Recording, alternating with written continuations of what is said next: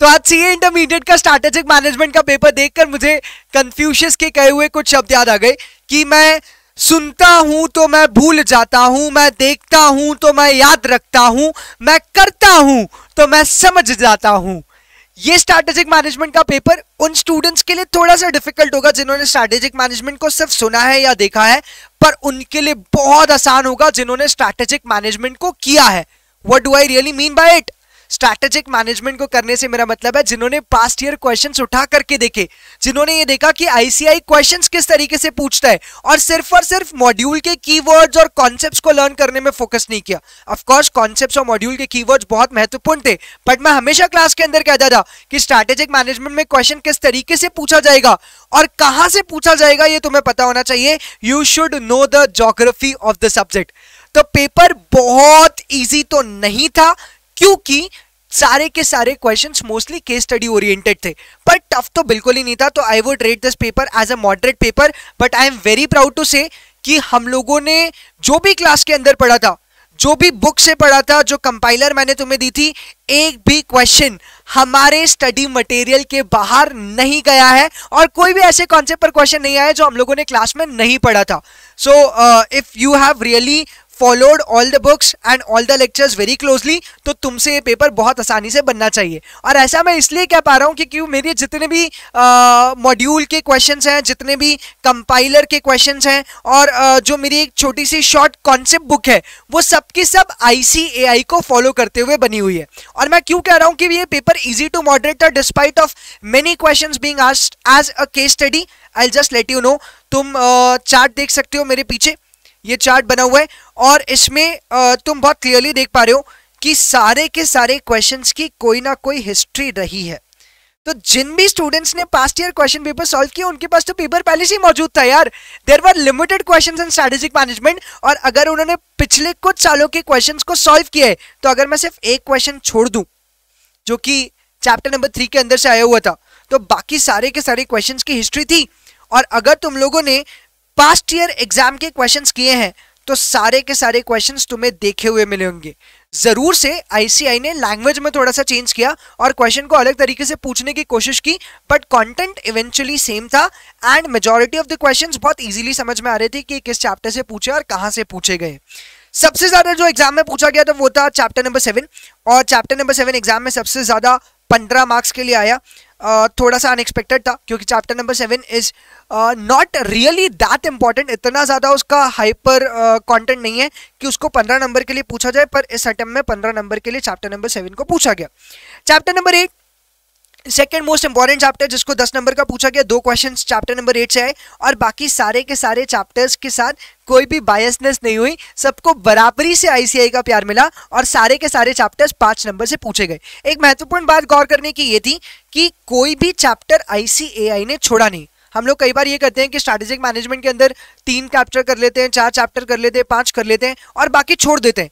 In that scenario paper बहुत difficult हो जाएगा अटेम्प्ट करना। तो तुम्हें पूरा स्ट्रैटेजिक मैनेजमेंट पढ़ के जाना है। अगर तुम एक ऐसे स्टूडेंट हो जो अब सीए इंटरमीडिएट के एग्जाम दोगे, so this would be an advice from my side कि तुम्हें सब कुछ पूरा करके जाना है, कोई भी चैप्टर छोड़ना नहीं है, क्योंकि आईसीएआई के सारे क्वेश्चन पेपर्स में सारे के सारे चैप्टर्स को प्यार मिलता है सभी से, बिना बायसनेस के साथ आईसीएआई क्वेश्चन पूछता है।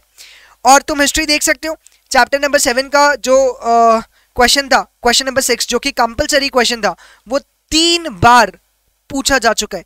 बेसिकली 2 बार आरटीपी में आया था और 1 बार May 18 पास्ट ईयर पेपर में आया था। आई will just show you that question with my book also. मैंने जो तुम्हें कंपाइलर दी थी, मैं उससे भी तुम्हें क्वेश्चन बता देता हूँ।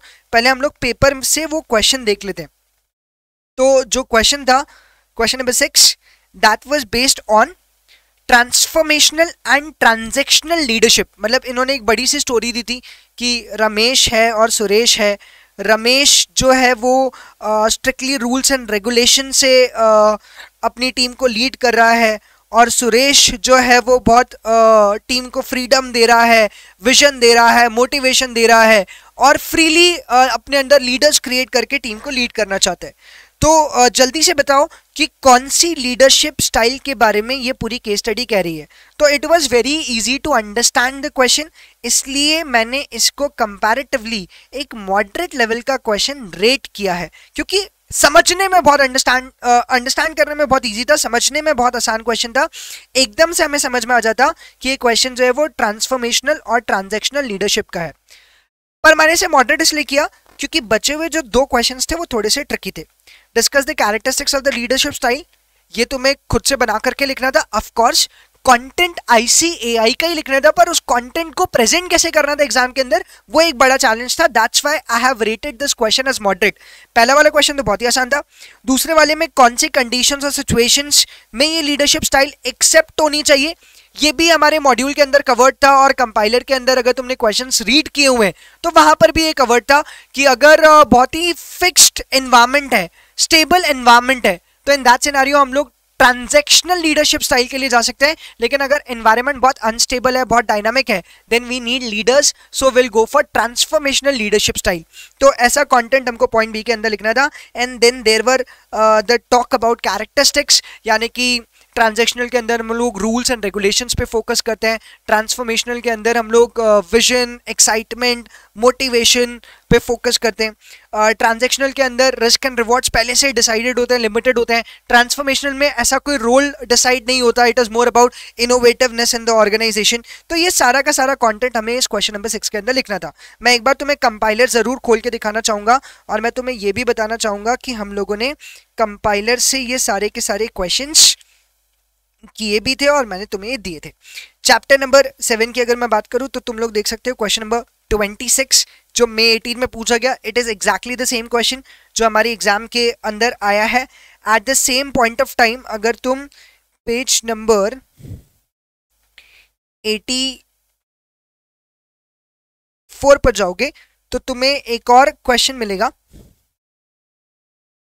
I think it's here, page number 83। तो तुम्हें एक और क्वेश्चन मिलेगा which is entirely the same question. यहाँ पे रमेश नाम का एक बच्चा है, फिर उसके फादर भी हैं, और यहाँ पे भी लीडरशिप स्टाइल के बारे में पूछा गया। तो it is exactly the same question, बस थोड़ा सा मॉडरेट लेवल मैंने इसको इसलिए दिया है क्योंकि इसके आंसर को टुकड़ों टुकड़ों में लिखना था, अलग अलग तुम्हें इस आंसर को प्रेजेंट करना था। अगर वो सिंपल एक ही क्वेश्चन पूछते तो it would have been a very easy question, पर जस्ट बिकॉज ICAI ने थोड़ी सी स्टाइल चेंज कर दी, इसलिए क्वेश्चन मैंने मॉडरेट लेवल पर रखा हुआ है। वैसे ही अगर मैं अगले क्वेश्चन की बात करूं तो क्वेश्चन नंबर 7 में जो पहला क्वेश्चन था that was asked from chapter number 1, और ये बहुत ही आसान क्वेश्चन था क्योंकि ये सब लोग पढ़ के जाते हैं। याद करो स्ट्रैटेजिक मैनेजमेंट के अंदर स्ट्रैटेजी के कितने लेवल होते हैं? Corporate level, business level, functional level. और हम लोगों ने बात की थी कि कॉर्पोरेट लेवल जो स्ट्रैटेजीज है वो कोऑर्डिनेट करती हैं among the various SBUs of the organisation, resource allocation उनके ऊपर डिपेंड करते हैं। तो कॉर्पोरेट लेवल पे कौन कौन आता है ये लिखना था, कॉर्पोरेट लेवल स्ट्रैटेजी की डेफिनेशन लिखना थी। बिजनेस लेवल पे कौन कौन आता है ये लिखना था, और बिजनेस लेवल की स्ट्रैटेजी की डेफिनेशन लिखना थी। सिमिलरली फंक्शनल लेवल पे कौन कौन आता है ये लिखना था, और फंक्शनल लेवल की स्ट्रैटेजी पर 2-4 लाइनें लिखनी थी। तो this was a very easy question from chapter number 1, और ये भी मई 2020 की RTP में आया था। हम लोग हमारी बुक से भी इस क्वेश्चन को रिकंसाइल कर सकते हैं। अगर तुम चैप्टर नंबर 1 में जाओगे हमारी किताब के अंदर तो तुम्हें ये पेज नंबर 6 पर मिल जाएगा, मई 2020 RTP का question. I just show you that question from chapter number 1। तो देखो ये रहा वो question, explain the difference between the levels of strategy formulation. और एग्जैक्टली सेम क्वेश्चन, मिला जुला क्वेश्चन यहाँ पे पूछा गया था, बस अंदाज बदल दिया। मैं कहता हूँ ना अंदाज में बदल देता है हर बात का मतलब। यूं तो इस दुनिया में कोई बात नहीं होती, तो वही किया इन्होंने क्वेश्चन नंबर 7 के पार्ट A के साथ। पार्ट B अगेन जिसने बहुत क्लोजली मॉड्यूल को पढ़ा होगा वो बहुत जल्दी समझ गया होगा कि कॉम्पिटिटिव एडवांटेज के बारे में यहाँ पे लिखना है। हम लोगों ने इसको क्लास में याद भी किया था, बिल्टी। तो जल्दी से मैं तुम्हें ये वाला क्वेश्चन भी दिखा देता हूँ। हमारी बुकलेट के अंदर कंपाइलर के अंदर ये क्वेश्चन था on page number 21। I just show you that. Page number 21 के अंदर हमसे ये क्वेश्चन पूछा गया था। ये देखो एग्जैक्ट सेम लाइन है, discuss the 4 major characteristics of resources and capabilities required by XYZ corporation to sustain the competitive advantage। देखो बिल्टी, ड्यूरेबिलिटी, ट्रांसफरेबिलिटी, इमिटेबिलिटी और अप्रोप्रिएबिलिटी, इसके बारे में हमें लिखना था। Again this was the question that was asked in January 2021। So I am just telling you कि अगर तुम लोगों ने पास्ट ईयर क्वेश्चंस किए हैं तो ये पूरा पेपर तुम्हारे लिए बहुत आसान था, इसलिए मैंने इसको मॉडरेट कैटेगरी में रखा हुआ है। ऑफ कोर्स एक ही बार आया, थोड़ा सा कंटेंट लिखना इसके अंदर डिफिकल्ट हो जाता है, but then if you know the head points you can definitely write it. तो मॉडरेट लेवल का एक क्वेश्चन था। जो 7A वाला जो क्वेश्चन था, डिफरेंट लेवल पे स्ट्रैटेजी डिफाइन करना, वो मैंने इजी रखा है क्योंकि वो सारे बच्चों को आता है। Corporate level, business level, function level, इसके सेपरेट चैप्टर्स है हमारे सिलेबस के अंदर, तो तुम्हें स्ट्रैटेजी की डेफिनेशन तो आती ही आती होगी।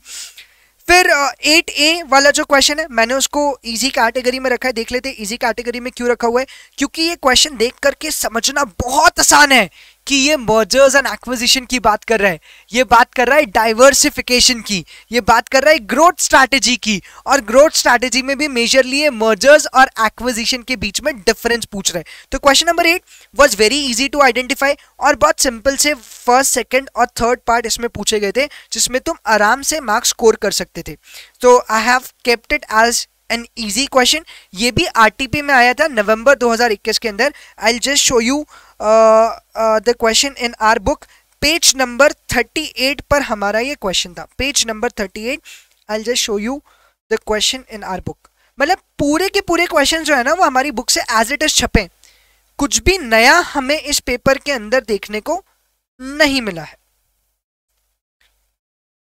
ये देखो, explain the term mergers and acquisition as growth strategy, differentiate between both of them, state the situations in which such strategies are considered by an organization। लगभग सिमिलर सा क्वेश्चन हमसे पेपर में पूछा गया। फिर जो अगला क्वेश्चन था वो बायर्स बार्गेनिंग पावर के ऊपर था। Again it is from the porters 5 forces model, और ये भी हमारे बुक के पेज नंबर 51 पे कवर्ड था। I just show you page number 51 of our book।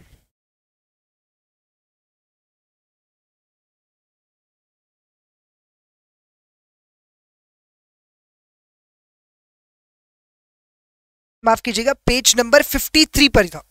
Buyers can exert considerable pressure on business, do you agree, discuss। और यहाँ पर भी सेम क्वेश्चन पूछा गया। तो हमें कुछ बातें लिखना थी। हम लोगों ने CDA में और रिलायंस का एग्जाम्पल भी समझा था कि अगर सब्सटीट्यूट अवेलेबल नहीं है बायर्स के पास, अगर बायर्स के पास अगर सब्सटीट्यूट अवेलेबल है और बायर्स जो हैं वो बिग बायर्स हैं, तो in that case they can exert pressure on the supplier.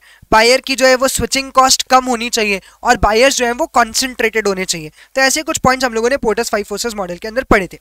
फिर स्ट्रैटेजिक प्लानिंग का एक क्वेश्चन था, 9th क्वेश्चन पार्ट ए। ये मैं जरूर मान सकता हूँ कि थोड़ा सा ट्रिकी क्वेश्चन था।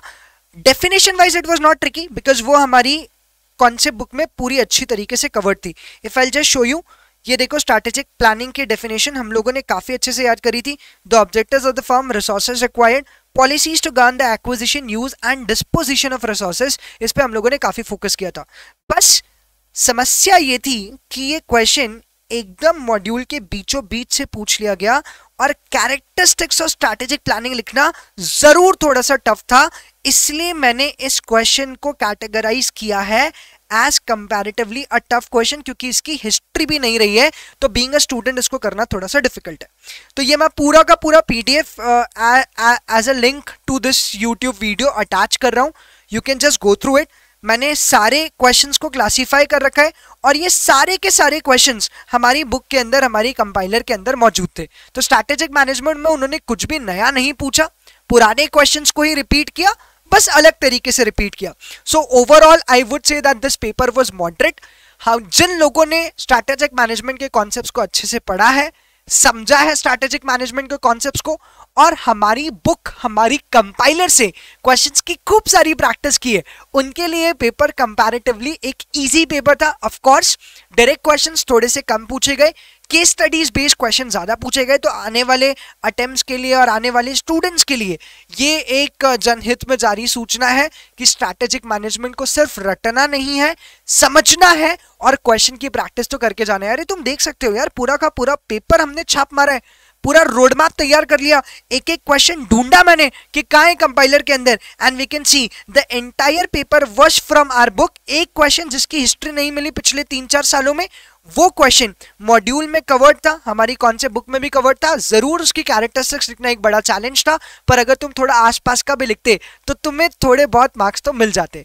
तो I would say scoring 35 to 40 would be a very very decent score in strategic management in this kind of paper. If you are really good at theory, then you can expect really more from this paper of strategic management.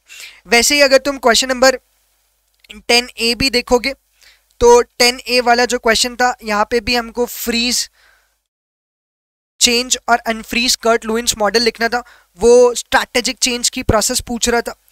वैसे ही यहाँ पे रातू जो है वो CEO appoint हुआ और उसको नए प्रोडक्ट्स की जिम्मेदारी दी, और रिसर्च एंड डेवलपमेंट स्ट्रैटेजी के ऊपर एक क्वेश्चन आया हुआ था। तो मैं हमेशा जब भी तुम्हें कॉन्सेप्ट बुक से पढ़ाता था तो मैं रिसर्च एंड डेवलपमेंट पर हमेशा एक छोटा सा चार्ट बनाया करता था, और मैं उम्मीद करता हूँ वो छोटा सा चार्ट तुम्हारे लिए काफ़ी हेल्पफुल साबित हुआ होगा। आई will just show you that chart.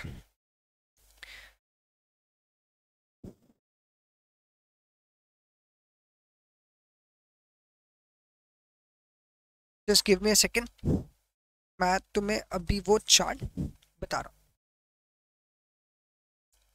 हूं।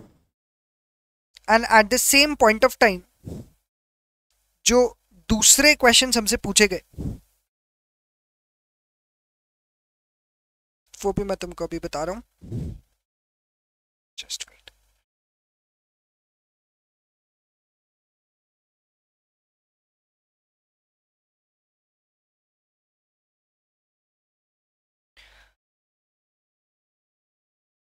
एक आखिरी क्वेश्चन था, that was on leadership roles, और जिस चार्ट की मैं बात कर रहा हूं रिसर्च एंड डेवलपमेंट की, that I will just show you right now.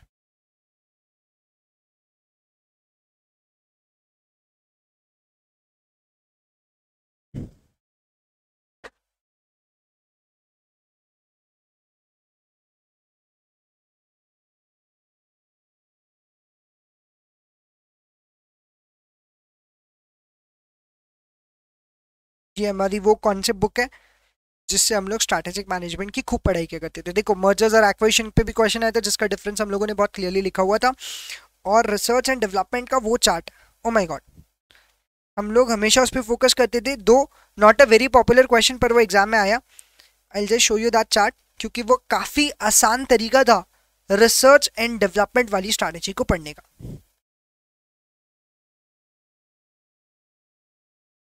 ये देखो एग्जैक्टली मैंने ये चार्ट बनवाया था कि मार्केट ग्रोथ होगी, टेक्नोलॉजिकल चेंज होगा, तो तुम डिसीजन क्या लोगे, और एग्जाम में एज इट इज यही क्वेश्चन पूछा गया।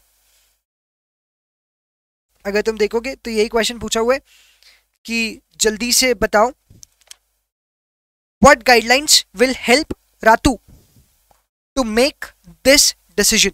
तो ये रही गाइडलाइन। इतना छोटे से चार्ट में हम लोगों ने इस पूरे के पूरे क्वेश्चन को समराइज कर लिया। तो I don't think so that any of the question was out of the syllabus. यहाँ पे फिर लीडरशिप के रोल्स की बात हुई थी, ये क्वेश्चन भी जो है वो हमारी कंपाइलर में मौजूद था। Again it was a relatively a tougher question, क्योंकि काफ़ी डिफिकल्ट होता है हेड पॉइंट्स के अंदर के मसाला को याद रखने का। तो May 18 और May 19 में क्वेश्चन आ चुका है। May 18 के आरटीपी में क्वेश्चन आया था, और May 19 के पास्ट ईयर पेपर में क्वेश्चन आया था। ये हमारी बुक में मिलेगा पेज नंबर 84 और 88 पर। तो I will just show you page number 84 and 88।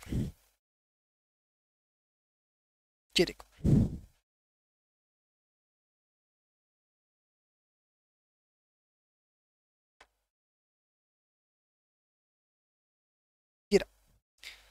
Discuss the leadership roles played by the managers in pushing for good strategy execution. तो मैं ये मान सकता हूँ कि ये इतना डिटेल में स्टूडेंट्स के लिए याद रखना थोड़ा सा डिफिकल्ट होगा, क्योंकि अगर हेड पॉइंट्स होते तो कंपैरेटिवली थोड़ा इजी हो जाता, और मॉड्यूल में भी ये हेडिंग के अंदर का मसाला पूछा है, तो it was a comparatively tough question, ऐसा मैं कह सकता हूँ। तो कुल मिलाकर के देखा जाए तो majority of the questions easy थे, कुछ क्वेश्चंस मॉडरेट लेवल के क्वेश्चंस आए थे, and I would say there were two questions जो comparatively थोड़े थोड़े tough थे। But again you can always leave a question as an option, और 10B और 10C ये दोनों ऑप्शन में थे, तो ऑफ कोर्स तुम्हें B वाला अटेम्प्ट करना चाहिए था, बिकॉज वो मॉडरेट लेवल का क्वेश्चन एग्जाम में आया था। तो संपूर्ण चर्चा का सार ये है कि स्ट्रैटेजिक मैनेजमेंट को अगर तुम लोगों ने अच्छे से पढ़ा है तो मैं आंसर को प्रेजेंट करते आता है और तुमने क्वेश्चन बुकलेट को बहुत क्लोजली फॉलो किया है। So this is not a paper जहां पे तुम फेल हो जाओ, this is not a paper जहां पे तुम्हें मार्क्स बहुत कम है, this is the paper when you can really maximise. In the worst case scenario तुमसे कम 80 to 85% पेपर बनना ही चाहिए था। It was an achievable paper, but हाँ थोड़ा बहुत जिन स्टूडेंट्स को क्वेश्चन की ज्योग्राफी समझने में प्रॉब्लम आई उनके लिए पेपर थोड़ा सा टफ जरूर हुआ होगा। So overall I will rate it as a moderate paper, but as you can see everything was asked from the compiler, the past year questions। तो मैं हमेशा यही कहूँगा आने वाले अटेम्प्ट्स देने वाले स्टूडेंट्स को, मतलब जो अगले अटेम्प्ट में एग्जाम देंगे, कि भाई कंपाइलर का ध्यान रखो, कंपाइलर को बहुत सीरियसली पढ़ो और हर एक क्वेश्चन को बहुत रिलीजियसली पढ़ते जाओ। एसएम को कई बार लोग कॉन्सेप्ट बुक से पढ़ के छोड़ देते हैं, मैं बार बार क्लास में भी कहता था और मैं अभी भी कह रहा हूँ कि क्वेश्चंस को पढ़ना और क्वेश्चंस को समझना और उसमें क्या लिखना है ये जानना बहुत जरूरी है। Knowing the geography is very very important. तो इसी के साथ मालिक आज के लिए विदा चाहता हूं, और अब नया पेपर भी होने वाला है फाइनेंशियल मैनेजमेंट और इकोनॉमिक्स ऑफ फाइनेंस का, तो उसके रिव्यू के साथ मैं तुमसे वापस मिलूंगा। फिलहाल आज के आनंद की जय हो। Bye bye guys, see you tomorrow.